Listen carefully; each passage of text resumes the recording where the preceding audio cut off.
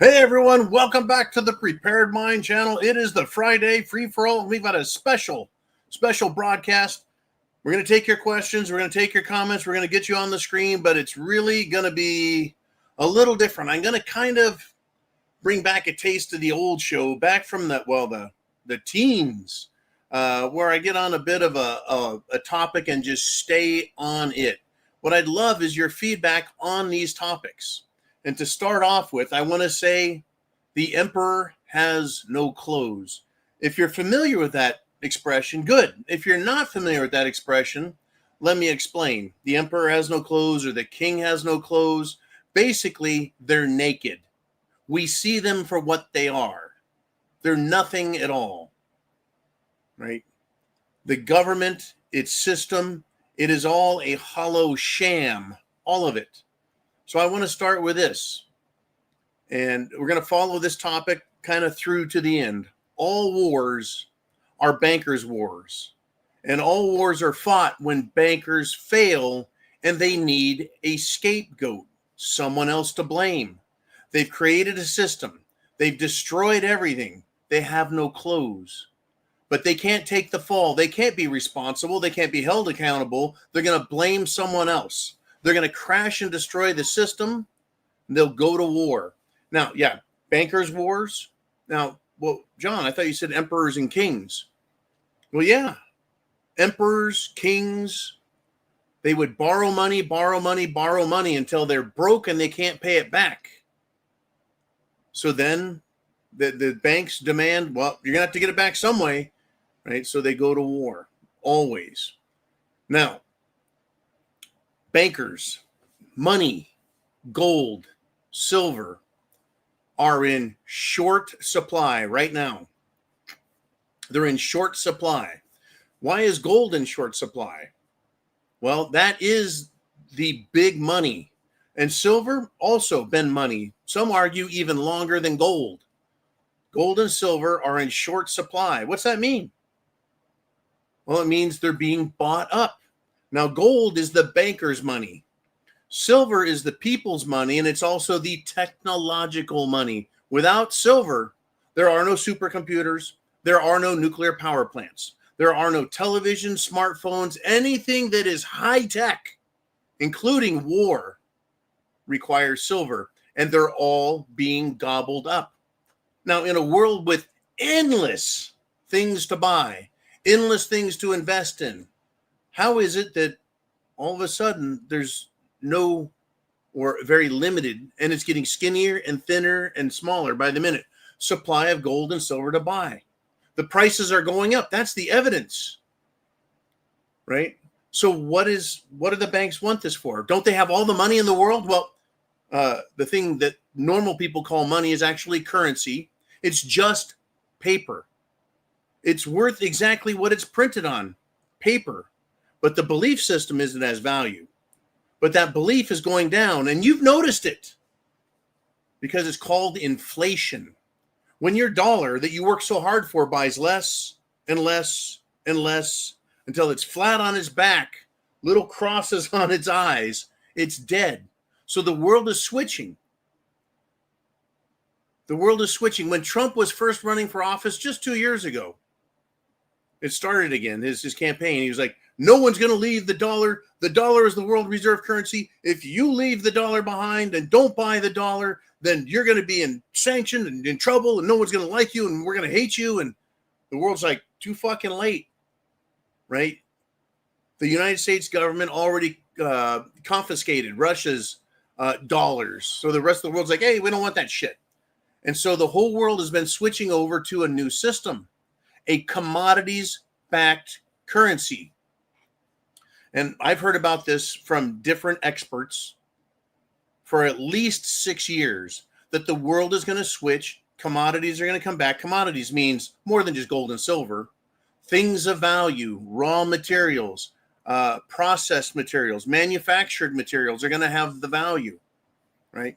Now, this world, all the world banks, all the nations switching back to a currency, a medium of exchange, like a dollar or a yuan or a ruble or a pound, right? But it has to be backed by something. This is actually not a new idea. Now, when they went to the Bretton Woods system, the US dollar, world reserve currency backed by gold, that was called the Bretton Woods Agreement from the 1940s, the other idea they had was to have your currency system backed by gold. So your currency had real value. Well, that idea did go by the wayside, but it's being dragged back up. Why? Well, because the United States government and the system, the emperor, failed. And Trump's threats failed because every country is leaving the dollar. Now, so we've got this East versus West, fiat, SWIFT, US dollars versus the BRICS, gold-backed exchange, right? In other words, if you're a country and you owe this country $20 billion, trade deficit, got to pay them. You have to pay in gold, right? So we have nations aligning against other, with nations and against other things, right? The SWIFT system is the US, European, Western system, right? It's played out. And the Brazil, Russia, India, China, the BRICS, this is all lined up, and they've agreed to a 40% gold-backed trade settlement system. And their dollar unit is going to just be called unit. Pretty original, huh? Well, this is where we're at right now. The switch is happening. The emperor has no clothes. Everyone's looking around going, what do we do? Banks and nations, central banks and wealthy are buying gold. Little people like us, well, if you're ahead of the curve, you're buying things of value, right?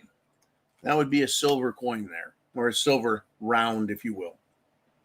Nations go to war over money, folks.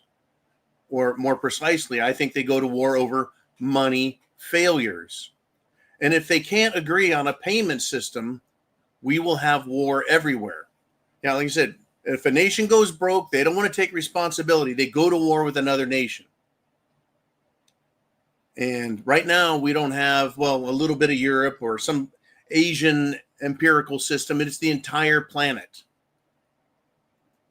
And if they can't figure this out, if they can't come to an agreement on how to settle debt, how to pay for things, because it is an entirely planetary system for raw materials, resources, energy, which is oil and uranium, natural gas. If they can't agree with that, we will have war everywhere. World War III, whether it's nuclear or not, whether it's strictly AI war, computer war. Well, it's all currency wars. It's all about money. Money is a measure of wealth and human labor, right? And you can exchange it, right? This is representative of, currently almost $60 in the United States of America. $1 used to be, 1 ounce of silver. Now 1 ounce of silver is almost $60. In fact, it came this close. 10 cents. We were a dime away from $60 today in the trading. The money's failing. Nations are going to have to figure out how to do this. The emperor has no clothes. They need to come up with a new system or we're going to war. Now, a big question at this point is China, Russia, India, and several dozen, the not West, the not Europe, and not North America. Those nations now have a system that they can use that has eliminated the US dollar. The banks, right, the European Central Bank, the Federal Reserve Bank, and all of their associated little central banks, they no longer have a monopoly control over international trade, which means they're not going to be able to fleece the rest of the planet. They're going to have to give up their fucking monopoly. The question is, will the Western banking cartel, will they play fair? Will they want a fair trade settlement system and give up their fiat monopoly control, the ability to print as many dollars as they want and just throw it at the world and get their goods, right? Or will we have an excuse created for them to go to war? That's what do they want? They want fair system, Or do they want to have World War III? Whatever the excuse is, though, if they decide that, yeah, they want to go to war, they'll make up any reason they want. Whatever it is, it doesn't matter. They could blame Islam. They could blame Israel. They could blame Ukraine. They could blame Russia. They could blame a comet. They could blame aliens. They could blame anything they want. It does not matter. Whatever the excuse is, right? It is a manufactured crisis, a false flag. And it'll be revealed in whatever happens, whether it's a military move or a cyber attack, banking collapse. We don't know. What we do know is we get SHTF. And you and I, all of us people, we get the pain. That's what always happens when they fuck up at the top, when the banks and the kings all screw everything up. When they get mad and they don't want to share, they want to be greedy, they want to kill, right? They create a problem, and their solution is to go to war. We get SHTF, and we, the little people, get to suffer. Now, if the bankers do not go to war, our economic, financial, and monetary systems will all get modified, and it's going to get reset. And our standard of living and world will change dramatically. That's if the bankers don't go to war. But guess who's going to suffer still anyways? That's right, you and I. They did this back in the 1930s. The bank and the government says, no more gold for the people. Most people today don't realize they outlawed private ownership and use and trade of gold, except for jewelry making. Now, why is that important? Well, what they did is they told people, turn in your gold and we'll give you the value of the gold and a little bonus to make you feel good. And then when they got as much gold as the people were willing to give up, because not everybody turned their gold in, folks, only about 10% did.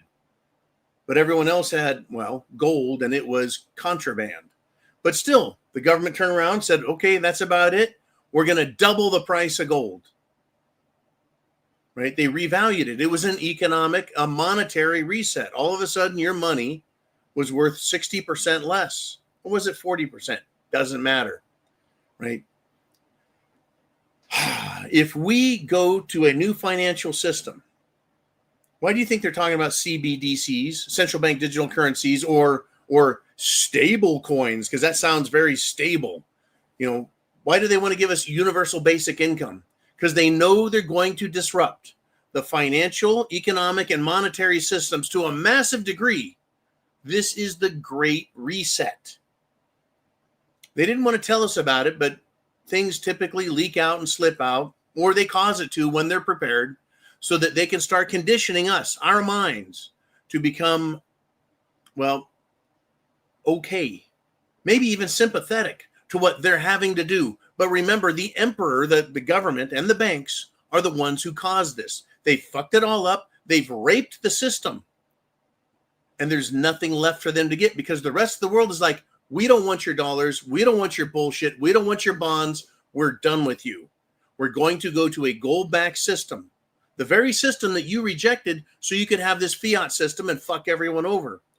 So I'm going to just kind of time out right here. Why do you think all of our congressmen and women are fucking screwing everyone over on the market? Allowing corporations to screw us over? Allowing the banks to fuck us over with 25, 30, 40% interest rates? That's literally criminal. Literally. Why do you think they're allowing all these fucking people to send money offshore and launder money and extort money? Why do you think they're allowing it?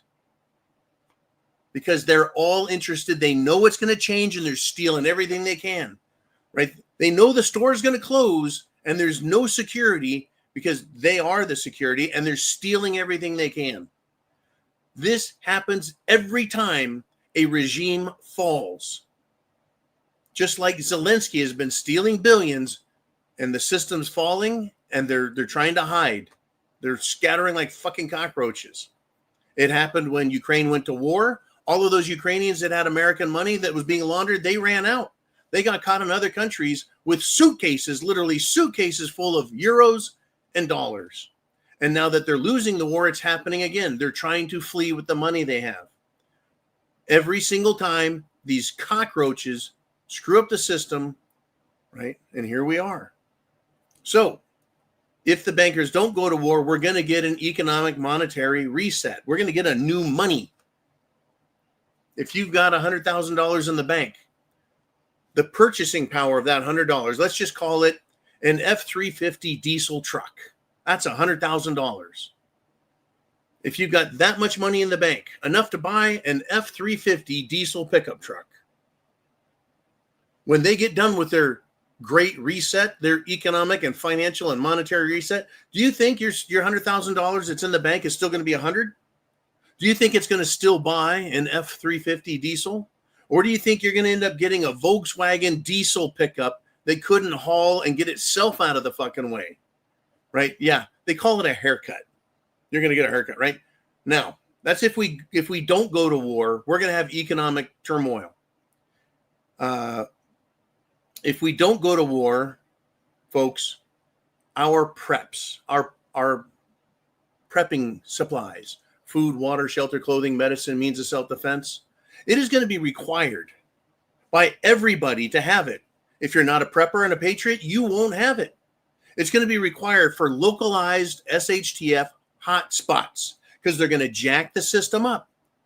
And systemic infrastructure failures and logistical issues are going to cause problems on getting food, getting water, getting fuels, getting electricity, whatever we need to live. There's going to be probably places all over the country that are interrupted. There's going to be outrage and hatred. Look at how bad it got in just a few days with people saying, sorry, people, you're not going to get any more free government money. You're going to have to live within your means. Right? We got threats that they're going to rob stores, and they did. That they're going to loot stores, and they did. We even had people swearing up and down that they're going to eat other humans, that they're going to become cannibals. That was from a system that really wasn't destroyed, really didn't go anywhere. They just had to stop spending all of their excess welfare money, right, on things that they didn't necessarily need, and they had to focus that money on buying food. They weren't really starving. You saw all those fat fucking pigs, those bitches. Yeah, they had money, right? If we don't go to war, your preps are going to be more valuable, and you're going to need them. That's if we don't go to war. You could have SHTF for, I don't know, 2-3 days. It could be on and off again, 2 days on, 3 days off, 3 days on, 1 day off. It could be straight for a couple, who knows? That's if we don't go to war. If we do go to war, if the bankers and the governments, the emperor who has no clothes, he's naked and we all see it and everyone wakes up, right? They're going to want to go to war, right? To fight and blame someone else. If that happens, look, if there's no war and you need preps, if we do go to war, serious World War III shit, you're going to need a shitload, a boatload of preparations, a lot of food, be able to do water all by yourself for months at a time, right? You're going to need good shelter, good clothing, right? The worst case scenario shit. Why? Because there's going to be international trade disruptions if we have world war. There's going to be international shortages of everything, right? Supplies, that covers food, that covers chemicals, that covers energy, oil. That's everything international if we go to war. It can be just completely upset. Oh, we could go 2-3 weeks with, oh, look at that. They're bombing each other over there. That's fine. Chickens come home to roost really quick. If we go to war, we could have a potential coup d'etat in Washington, D.C. If one political party doesn't like what's going on and they can get enough of the military, they could have a military coup. We could end up with military fights in D.C. trying to gain control of the country so that when it's all over, they're the new emperor. We could end up with a civil war situation where states go, you know what? We're fucking done with your bullshit. We want a capital where the people have access and the people are controlling it, and we're not being influenced and taken over and screwed over and impoverished by foreign nations and foreign banks. Right? We could end up with that. That's at the national level. We could have also localized rebellions. We could have partisan conflict all over the country for different reasons. It could be Muslim versus Christian. It could be Antifa versus Republicans. There's any number of things that could just cause people to lose their shit, and they're just fighting locally. And yeah, there's not going to be a whole lot of food deliveries into those areas, right? Infrastructure could break down. Banking, internet down, electricity down, water down for long periods of time. Logistical shortages. How do you get what you need when you can't count the highway being open more than 2 miles in front of you? But no matter why the war, no matter whether it's global or local SHTF, whether they give us a new currency that works or one that sputters, no matter what, this all leads back to the money problem, right? When you have a lot of money as a nation, as a people, you're comfortable. You can buy what you need. You can get the things you like. You're okay, right? Right now, we're all fat and sassy. We're all fat and sassy. Got full bellies. We're going to watch some TV. Going to hang out with the kids and the family, Christmas time. Got no worries. Got no problems. Everyone's happy. No reason to fight. There's no reason for civil war. No reason for yelling. Got lots of money in the bank. Hey, I got credit cards. Everything's cool. That's what you think, and that can change like that, right? No matter why the war, this all goes back to money. It all goes back to gold being money and silver being money. There's a shortage of it because it's all being bought up by people with tons of wealth. Now, I've heard that people like me and you, if you want to sell your silver, they don't want to give you what they're going to charge you for it. In fact, they want to pay you less than what it's worth on the market. Right? They don't want us to have it, right? But it's and if you try selling it, they're going to screw you for it right now. Once again, it is fuck everyone else, and they're looking out for themselves. It's a giant mess. Being prepared and understanding is really important, folks. It's really, really important. Now,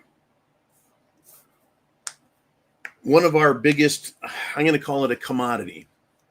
One of America, the United States of America's biggest commodities is free speech. That enables us to talk, to wheel and deal, to make deals.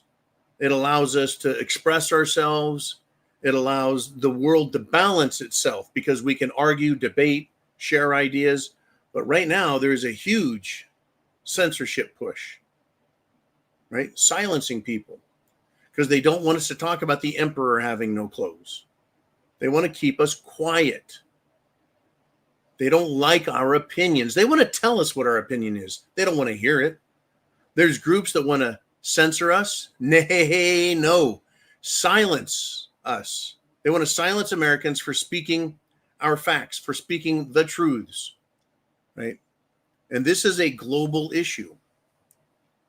In fact, Secretary of State Marco Rubio basically told England and the UK and all of Europe, in fact, basically go fuck yourselves. You're not going to fine Americans and American corporations and threaten them with arrest for speaking what and saying what we want. But they're actually doing that. So the United States is also considering this, passing a law that allows us in our courts, in our country, to sue them and then force them to pay us money for violating our rights. Do you think any of that will fly? Of course not. If England wants to tell me to shut up, they can fuck off. Right? They sue me, you're going to come and get me? If I sue them, can I get their money? No. But again, it comes down to, are we going to fight about this? Or are we going to recognize each other's sovereignty and play nice? Well, they don't want that. They want to silence everyone. Right? Those that want to silence folks are evil beyond compare. Look at what they're wanting to silence us over. Genocide, right? Mass murder, massive theft, massive fraud, medical poisoning on a global scale, political extortion, starving of entire populations, all manner of evil. And they don't want you to talk about it. They don't want you to see it, right? See no evil, hear no evil, speak no evil. Isn't that funny? Now, they are nation states and they are corporate powers and they want to shut us down. Well, what I've got to say is sorry, assholes over at the World Economic Forum, here at the Anti-Defamation League or the Southern Poverty Law Center, fuck off. European Union, you can go to hell. Israel, the UK, and all the others, wherever you lurk, we're done as Americans with the intimidation, the threats, and tolerating your bullshit. We're also being a little bit sick and tired of foreigners coming to this country and telling us we have to assimilate with them. We have to accept them and their rules and lives and their culture. Right? This is America. We are, by our nature, only supposed to answer to ourselves as free people.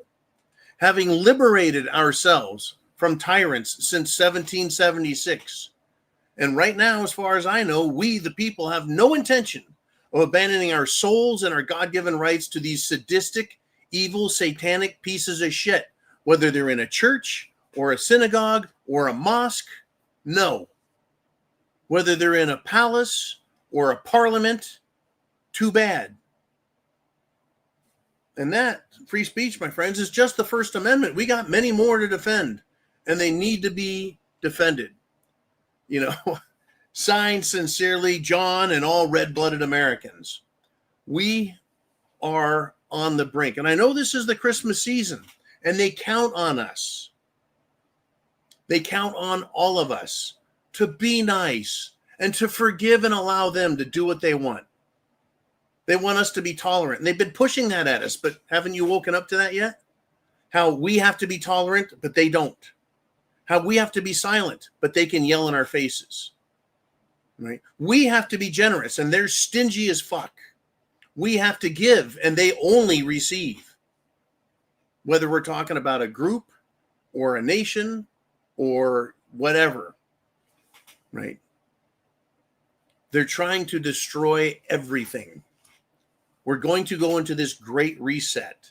It has everything to do with money, wealth, power, and control. And they can maintain that as long as they're giving you a little bit of money that they can take away with a threat. Or they can scare you into performing and behaving the way they want. And while they're doing all of this, folks, we have decades now of them trying to destroy America from the inside.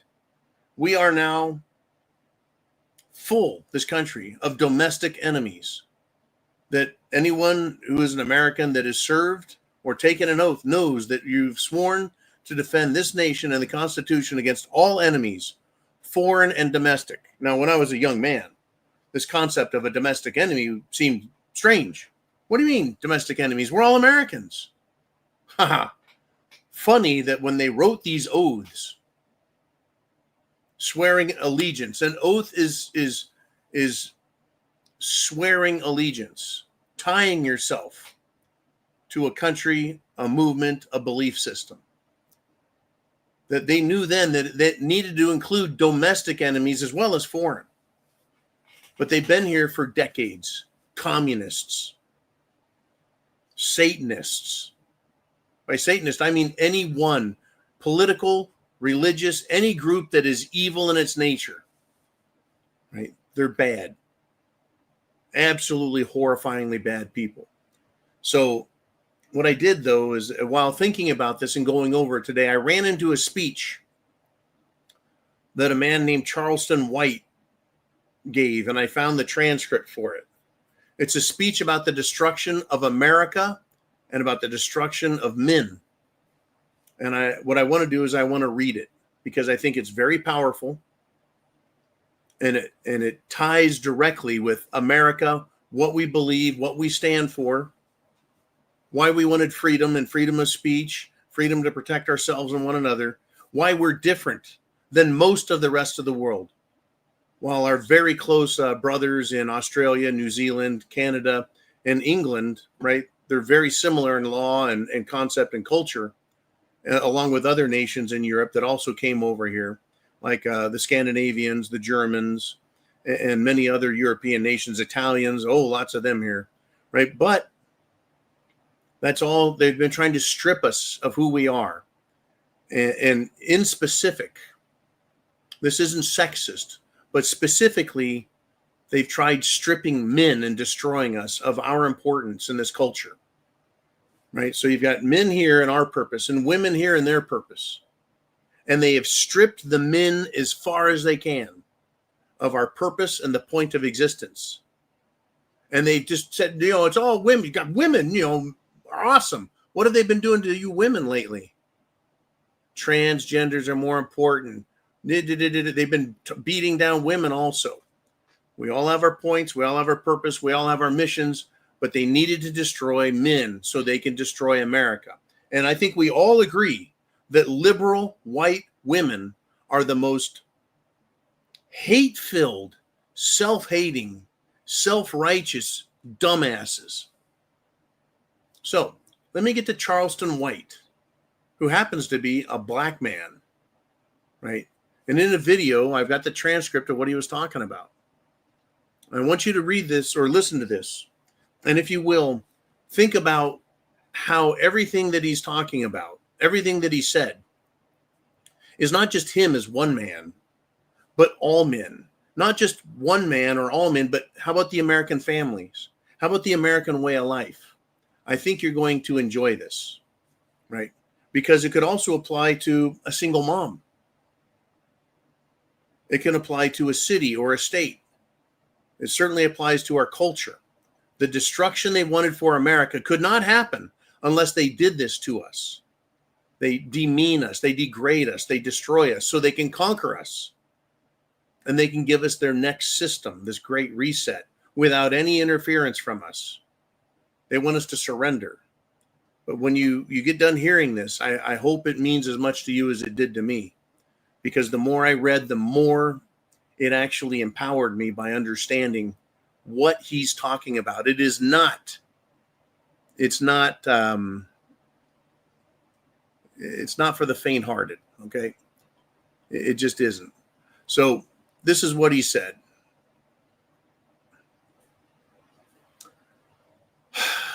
A man can give everything he has, his strength, his youth, his peace, his labor, his sanity, and he will stay invisible until the day he dies.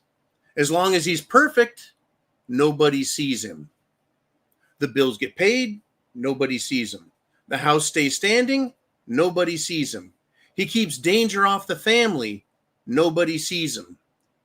He wakes up exhausted and still gives more, nobody sees him. He becomes visible only when something goes wrong. That's the truth men live with, and it's the truth nobody wants to confront because it exposes the spiritual rot in this culture. And here's the hard part. This wasn't always the way. Families used to honor men. Communities used to respect men. Faith used to center men. A man's sacrifice meant something. Democrats shattered that world. They built a culture where the man is disposable, replaceable, irrelevant. They taught women they don't need men. They taught children to distrust men. They taught courts to punish men. They taught society to ignore men until they fail. They turned the black man, actually all men and women, but anyways, this was written originally by a black man. He says they turned the black man into a workhorse with no gratitude and no covering. A ghost in his own house. That's how a man can die after a lifetime of sacrifice. And nobody even knows his name. But here's the part that shakes the soul. God sees him. The Almighty knows the weight he carries. He knows every night the man went to sleep wondering if he still mattered. He knows every moment that man swallowed his own pain to hold up the people he loves. Men aren't asking to be worshiped. They're asking to be seen. If men are privileged, then why does the world only notice them when they break? Anyways, I felt that was really a philosophical look. Right now, the country's falling apart. It's breaking. And now everyone's noticing. And they're like, where are the men? Why isn't this fixed? Where are the good people? Where are the smart people? Why isn't it fixed? because they've already smashed what's important: our culture, our families, our educations, our military. They've done everything they can to absolutely destroy us as men, as women, as individuals, as a culture, as communities. Toast, right? They've invited in millions under Biden. We got at least 20 million illegals that are here. And that was after we had millions and millions and millions brought in by Obama and George W. Bush and the Clintons, and not to mention all the other illegals that snuck in on their own when they weren't supposed to, back when even Democrats were saying, illegals get out. Right? This is what they need. They need to replace us, me and you, us, that produce. And they want us conquered, afraid to talk, afraid to succeed. No one noticed anyway, so why bother? Right? But once the system's broke, now everyone wants answers. Now everyone wants it fixed. And what does government do? They give us the solution, the Hegelian dialect, aka problem, reaction, solution. They created a fucking problem. They're getting the reaction, but they want to be the ones that offer us all the solution. They want us all to accept their story. They want us all to gravitate towards them and worship them. The government, the bank, these corporations. You'll own nothing and you'll like it, we promise. They're going to take our property, real property, our homes and houses, make us pay them to live in them. Do they not? You want to transport, move, motivate, locomotive, right? Go somewhere. Give us your money. The state owns your car. They'll come tow it the fuck away if you don't pay your taxes. Everything is set up to strip us of our freedom, our fucking manhood. And I mean that as a collective group, our dignity, our very souls. This is what they're after. This is what they want. And this is what they think they're going to win. And right now, as it's getting to the point where people are standing up and going, where are the men? Where are the warriors? How do we fix this? They're telling you to shut the fuck up. Silence, peasant. Silence. I kill you. Silence. Right? The threat. And you point to who's responsible. Washington, D.C., the banks, the UK, Israel, Europe, the World Economic Forum. You're not allowed to talk. You cannot criticize those who are ruling over you. You can't notice the emperor has no clothes. They want to take that from us. We still have it, though, that First Amendment. They're fucking pissed about it. For decades, they tried taking our Second Amendment, which is our ability to physically resist them with force, and deadly force at that. They couldn't win it. They basically kind of gave up on the Second Amendment. They're going to go after the First now? That should be an even bigger fight. Someone tells you to shut up, you should flip them off and say, go fuck yourself. I'll say what I want. Because this is America and it's freedom. I don't answer to you. I only answer to me and the highest power. And they don't like that, folks. They want us to worship the emperor and his Potemkin city. You're probably wondering if I was going to get to the Potemkin city, huh, man? Right? The Potemkin city. What is it? Well, it's way over there and you can barely see it. It's shiny. It's glittery. It's pretty buildings and clean streets and a promise of all good things. Right? That's what they're setting up, a Potemkin city. It's fake. Right? Now, the history is there was a king and a queen. Their kingdom was ruined. But they kept being told by their administrators, people who ran the government bureaucracies, the deep state, if you will, under a king and a queen. They kept saying, oh, the country's great. The people love you. Everyone's doing great. Your taxes, how you're taking all their money, it's not hurting anything. They're doing great. So they said, as king and queen, well, show us. We want to go out into the country and see it. So they built these villages, just a wall, painted them all nice, all these buildings. But it was just a facade. It was fake. It was a bunch of building fronts. There's no real stores. And they put people in clean clothes and had them walk back and forth. And the king and the queen, they kept them at a distance. They kept them at a distance so they could see them. They could see it. Shiny, clean buildings, happy people. They could kind of faintly hear music playing, instruments and children laughing. And they thought, yeah, this system we have is great. Everyone's happy. Things are fine, right? That's what they're trying to tell you. If we do everything they say, look in that distance. You can see it, can't you? You've heard about all the people doing really great. They're rich. They've got great cars, beautiful houses. There's great cities. Just the one you live in is shit, right? So then you move over there and it's shit over there. And you look back, you're like, see, over there's the good one. Potemkin City is what those are called. And they take the king and queen by several of them. Then they take them back to the palace and can you fucking everyone over, right? Until the kingdom was broken. And the emperor truly had no more money to confiscate or gold or silver. And they're broke. They have no clothes. This is where they're leading us, folks. They've broken all the systems. They've stolen all the wealth. They're buying all the goods, all the gold, all the silver. There's not much left. They keep telling us everything is great. Look over there. But it's all a facade. While we've been invaded with domestic enemies, while they've destroyed our culture, destroyed the strength, the masculinity, they destroyed the feminine and nurturing side of our culture and our humanity. They've gotten really freaking close. And this is why everyone grabbed onto the Trump dream. Oh, please, you can fix all this. Can't you see it? Can't you, Mr. Trump, see everything that's wrong? And he's standing up there screaming, make America great. Oh, yeah, we're going to do this and that. Yet where are we? We're still heading down that same dangerous, awful path of destruction. We're hearing the right words. See that city over there? They're fixing everything. But you get closer and it looks like shit. Go to Minneapolis. Go to Oakland. Go to these big cities and look around. It's shit.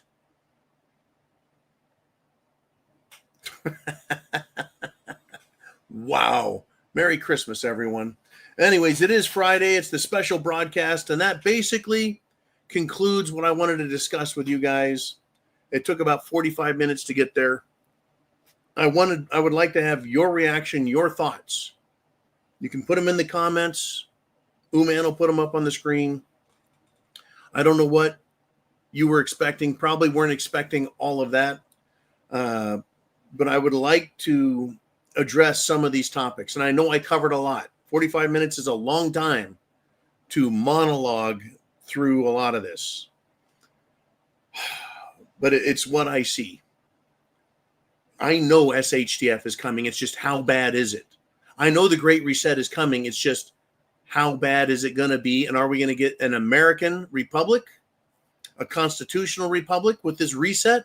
Or are we going to get something completely foreign while we deal with these people that are completely foreign to our culture and our laws and everything else? We have massive amounts of problems. Let's do it. Mr. Uman, let's see what we have out there. I have no idea. Haven't looked. I've been busy thinking and talking. And Redneck Roughneck comes in, and I want to thank you, sir. Merry Christmas to you and all. He says BRICS, which is Brazil, Russia, India, China, and South Africa. Those were the founding nations of BRICS, but it's now well over 24 countries with many other affiliated countries. It is an economic and trade union international. So BRICS just unrolled a gold-backed money. That's the unit. How will this affect the dollar and the bankers' digital coins? Now, I have to say, anything I say is not investment advice. I'm not a scholarly economist. I manage a small family, shall we say, office portfolio, hedge fund, whatever the fuck you want to call it. So I immerse myself in it a lot, and I want to protect family wealth. So that's about the extent of my professional opinions on this, but I'll give you my opinions, and they're just my opinions. So how will this affect the dollar and the banker's digital coin? Well, seeing that this was coming, seeing they could stop it, Trump and the Treasury Secretary, Scott Bessent, and all of their people, not the Federal Reserve, by the way. This is monetary policy, and then there's fiscal policy, how the government spends money and tries managing the economy, and the Federal Reserve tries managing the money system and by the monetary system, money, and by doing that, affecting the economy. So they're supposed to keep unemployment low and keep inflation low, but they've set it really high at 2%. You lose 2% of your liquid value every year, minimum. Anyways, how is this going to affect the dollar? Well, other countries don't need our dollars anymore. They do still have them, right? But what they're doing is they're using them less. And they're using them less. And one of the early predictions, this is years ago, folks, 5 to 10 years ago, they were saying when the world stops asking for, treasury bills or treasury bonds, which is dollars, or literal physical dollars, all of those dollars will come home because they'll use them to buy what they get from America. And so we'll be flooded with currency, right? And so we'll have massive inflation. Well, we do have a lot of inflation. Haven't we had that for several years? Yeah. So there's an old saying, if you can't beat them, join them. So will the United States and Europe, will they join BRICS? The answer is fuck no, they're not going to join BRICS. But they just talked about today also how BRICS is going to allow other nations to participate in their system. But in order to do so, you have to back your currency with gold or some other commodity. Some nations will have rice. Other nations will have copper or cobalt, whatever they've got, right? They're going to have to back their money. They're going to have to pony up. You can't sit at a poker table, high stakes poker table with no chips and be betting billions of dollars. You've got to have the chips first. So how is this going to affect the U.S.? How is it going to affect Europe? Well, in order to, join the game, to get a seat at the table, what are they doing?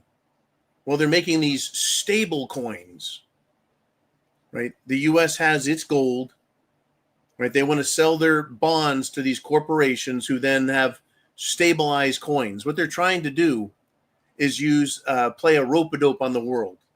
And Russia's already said, we're onto this shit. You're not going to have corporations buy your treasury bonds with U.S. dollars and then claim that these coins, these CBDCs, or even if they're not central bank digital currencies, they're private digital currencies. It's not a fucking coin. This is a coin, right? They're talking about an electronic marker or placeholder for a reputed or supposed amount of wealth, whether it's backed by gold and silver or backed by rice or uranium or lead or whatever, right? So, yes, Tether now has, I think, they've got billions and billions. They've been buying gold, and they're also selling off Bitcoin, right? It's not a coin. It is a placeholder for the U.S. dollar, and the U.S. dollar is invisible. It's going poof.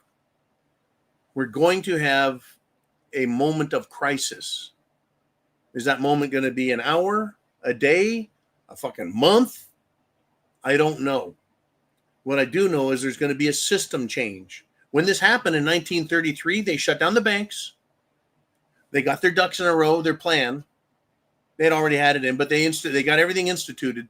They opened the banks, said, turn in your gold, we'll give you more money. They devalued the gold. We had a new system. We got through World War II. They came up with the Bretton Woods system for international trade. Now, any nation that wants to trade, we're part of that. And if you came later, you had to participate by those rules. So the U.S. is going to have to do something different. You can't just turn on the paper machine, brrr, and spit money all over the place. So we're going to have a financial, economic, monetary reset of some sort. If your money's in the bank in the form of dollar cash, who knows what it's worth or going to be worth. That is going to be worth 1 ounce of silver. Whether you call it a fucking dollar or clams or beads, it don't matter. It's still going to be silver. They can devalue the dollar all they want, inflate it, don't matter. This is always going to be silver. Gold is the same story. I just don't happen to have any here.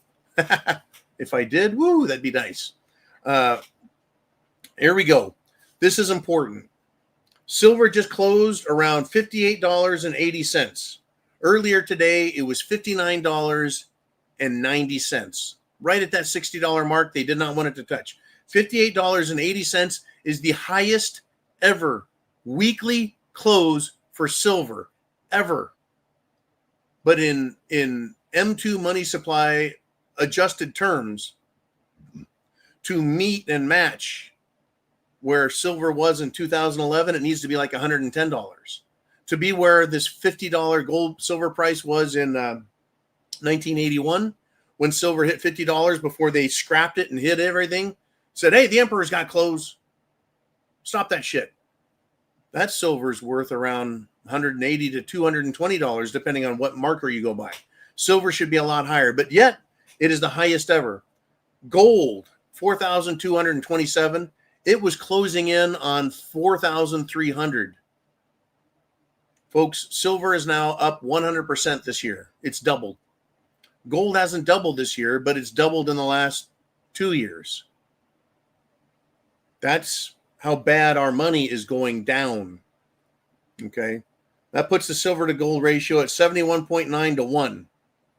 Okay. The gold to silver ratio coming out of the ground is 7 to 1. The ancient system was 16 to 1. Adjusted to account for the extra cost of handling a lot more silver for gold, it's 20 silver to 1 gold, and that was our monetary system before 1933. Right? 1 silver dollar took 20 of those to make 1 gold piece. And since then, since they screwed the whole system up, they've been trying to hide the fact that the banks have fucked it up, that the governments have fucked it up. They want to keep us quiet, sedated, calm. Don't rebel. Don't cut off their heads. Don't throw the king out, right? So they told us, hey, look at that Potemkin city over there. Everything's great. Here's your new money. Now, folks, in France, oh, they've had it worse. When they fuck up their money system, I'm just going to use France as an example. They screw their money system up. They say, that's it. All of those old francs, which is their dollar, those francs are no good. If you want the new money, you've got to take all your old francs, go to the bank, and exchange them for new francs. Well, hold on a second. You have to prove where you got that money from, that you paid your taxes before they give you new francs. This way, people that had gotten their money, didn't pay taxes, traded off market as in black market. If you couldn't prove that you got it fair and square, if you couldn't prove that you paid your taxes, they would confiscate your francs and you get shit. Frankly, I find that to be fucking terrible. But that's where we're at, folks. They're going to try and fuck us over. And France did that several times, by the way. And one of the greatest examples of a system of currency, paper, failing was the Weimar Republic, Germany, of the 1920s, where ultimately their money was so fucking worthless, they would burn it to keep the house warm. It would literally take a wheelbarrow full of Reichsmarks, which is their dollar, which later became Deutschmarks. Anyways, they'd had their Reichsmarks. It would take a wheelbarrow full to buy a loaf of bread. It was absolutely worthless. So do you want to store paper? Or do you want to have something real? Do you know what the banks are doing? Do you know what corporations need for their high-tech civilization? What are you going to do? Do you see it coming and understand the SHTF implications? Whether it's just discomfort for a week, a month, a couple of years of hard times in America, or whether we get hot spots of serious SHTF and conflict and fighting, or is it going to be ultimate? The country's in a shit show civil war, or maybe global World War III, and a complete realignment of every country and who runs it, owns it, and controls it. The problem with the United States of America in this plan that the rulers of Potemkin City have is America is in possession of about 80% of the world's guns, if not more, 90% by some take. Yeah, we're armed to the fucking teeth, and we've got big mouths with these teeth in it. Right? We'll chew them up and spit them the fuck out. They don't like that. We're the lone wild card on the whole planet, the United States of America, and the people just happen to be the most powerful people on the planet because of that very one solo single fact. We're armed and we got big fucking mouths. And because we're armed, they can't silence us. And because we're not silenced, we can teach each other and share. There's a fucking teacher in England who has just been given a life sentence. What was his crime? He refused to call a transgender fucking fruitcake they, them. The pronouns someone with a mental disorder demanded, the teacher refused to speak words and accept their mental disease, their mental illness. They refused to accept it and play along, so they arrested him again and gave him a life fucking sentence. Tell me the First Amendment isn't important. Tell me that they won't go that far, and I'll tell you you're full of fucking shit. That's exactly what they want to do, is put us in jail, lock us up, silence us, so we can't argue, so we can't tell the truth about our fucking money, so we can't tell the truth about the king having no fucking clothes, and that his Potemkin City he can take and shove up his ass. That's not what we want. We want to be free. We're Americans. Bam. So yeah, silver and gold going up like this. All wars are tied to money, tied to the king's ability to rule and their ability to fool us into believing they're doing a good job. Ooman says, I'm doing my part to help the silver squeeze, but paying over $50 an ounce just feels crazy. Okay. I'm going to tell you guys a little bit. I'll share a little bit about my family. I know holy crap, I'm running out of time. My family owned property on Sutter Creek in California, the gold country, where they discovered the fucking gold.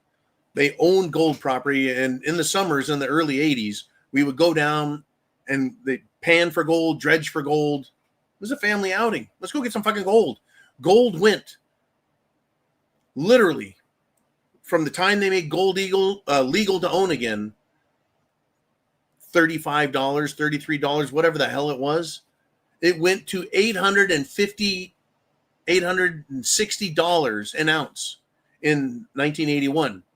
So in less than 10 years, it went up 25 times in value, 25x, 2,500%.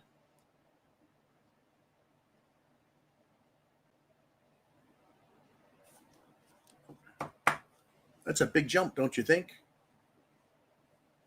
Can you imagine? Let's see. If you said, John, I'm going to give you $35 and I want you to give me $850, I'd tell you you're out of your fucking gourd. I'm not doing that.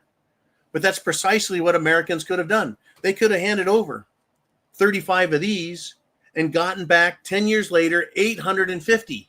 But here's the trick. Here's how the chart looked. It looked like this.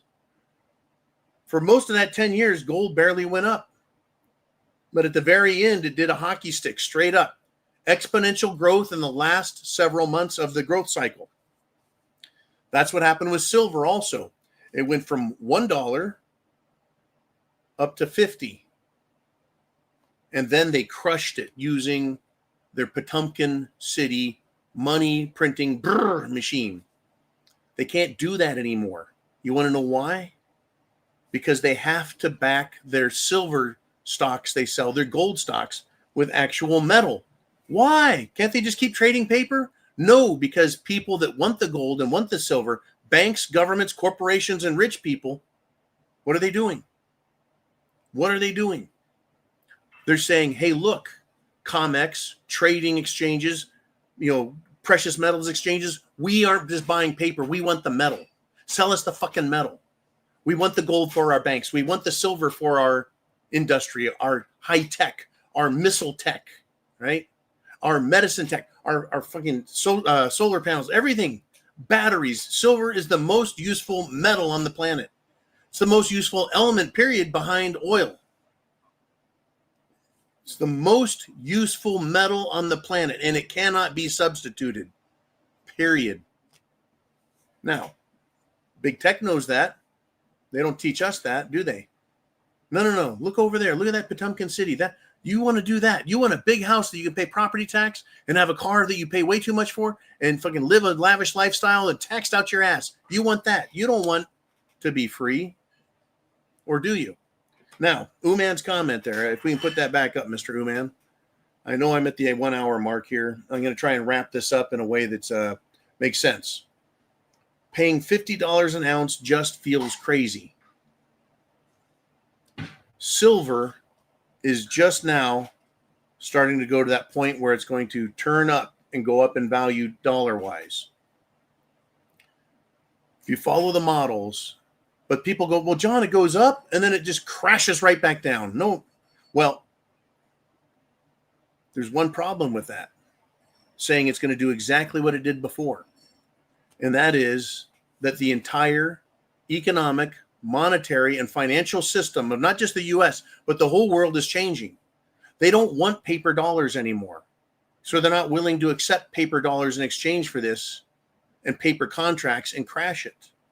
Same with anything of value, uranium, copper, zinc, any of your mined metals, anything of real value, commodities. They're going to go up and stay up, in my opinion. And again, I'm not an economist, right? I wish I had more money to buy more, but I just do not, right? But people are going, man, $50. Well, people actually have now disconnected the silver dollar from their head. We don't have fucking silver dollars in circulation, right? The 1 ounce silver dollar used to be silver. And then they got all the silver out of it, and people still called it a dollar. And then they just took those coins out of circulation. Right? So the idea of 1 ounce of silver for $50, Americans don't even know what the fuck that means anymore. What's the value of this? It's determined by its rarity. It is a precious metal. It's hard to get. It's hard to come by. It's expensive, yes. But would you rather have a pile of paper that they can burn, take its value and cut it in half, tell you that they're just taking it from you, and you've got to use their central bank digital currencies? Yeah, it feels kind of crazy, but only if you understand what money used to be recognized as. Right? I remember going to like a Chuck E. Cheese as a kid, and they had tokens to play their fucking video games. 1 second, I'll get to that, Mr. Uman. Tokens. I'm like, that's not a quarter. It's sized like a quarter, kind of looks like a quarter, but I give you $1 and you give me 4 tokens. And now I have to play them in your machines, your games where you take my money from me.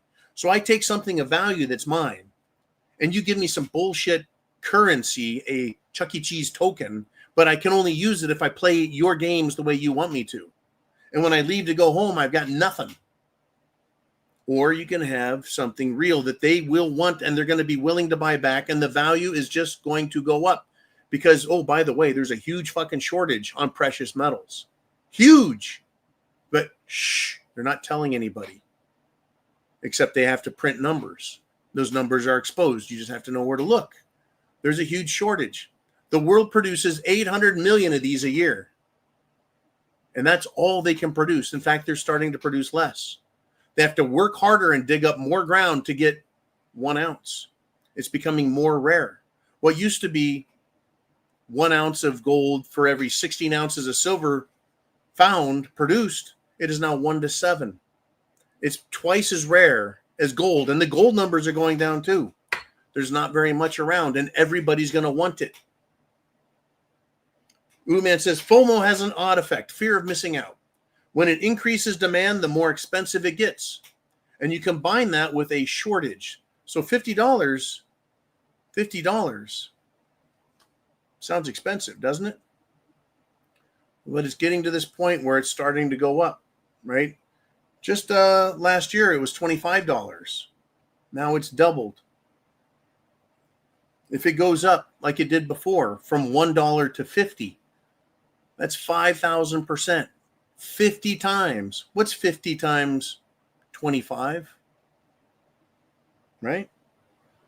That's $1,250 an ounce. I'm not saying it's going to do that, but if it went up 50 times from where it was last year, that's what it would have to be. Can it go that high? Some people are saying, yeah, it'll take 2-3 years, maybe 5 or 10, who knows? But all it can do is get more rare and more valuable. So it's a way to save your wealth, protect your wealth, keep your wealth from being turned into useless fucking tokens. Because this is what the fighting is all about. In all truth, the gold and the silver is literally what these fucking kings and banks are fighting over. It's what they buy their clothes with. It's how they establish their wealth and their value. And it is what makes their nation strong so they can trade with other nations. This BRICS system is demanding you have commodities to back your currency, to play the game with them. And if the bankers don't want to play real and play fair and play honest with other nations, we're all going to fucking war. Uman says, but, they keep finding hundreds of billions of deposits in Africa and a fucking asteroid that flew by. An ounce in the hand is worth 1 million ounces, 10 million ounces, a trillion gazillion ounces on an asteroid. They're full of shit and they're fucking lying about it. They want you to worry about getting Chuck E. Cheese, central bank digital currency, smart coin, stable coin tokens. The emperor has no clothes. You guys be cool. I love you much. I'll be back Sunday night live right here, 6 p.m. Eastern time. And we'll talk about all the bullshit that's going on, not just gold and silver and not just the king. There's a lot of stuff going on that is telling us what direction we're heading in and how this is all going to play out. Well, in addition to gold and silver, folks, one last message. Copper, lead, brass, and cold blue steel. Chance favors the prepared mind. Those are precious metals too. God bless, Godspeed, Semper Fi, and I'll see you at the zoo on Sunday night.